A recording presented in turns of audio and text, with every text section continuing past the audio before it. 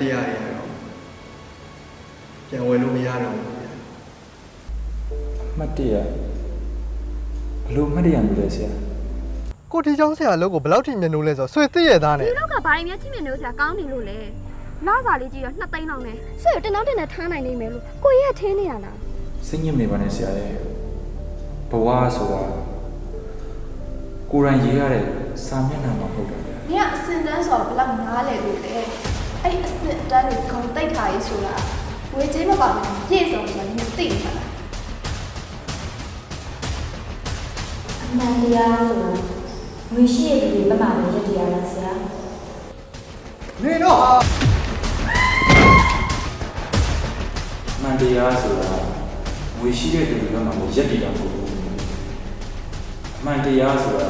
မှန်ကန်တဲ့သူတွေကမှရက်တည်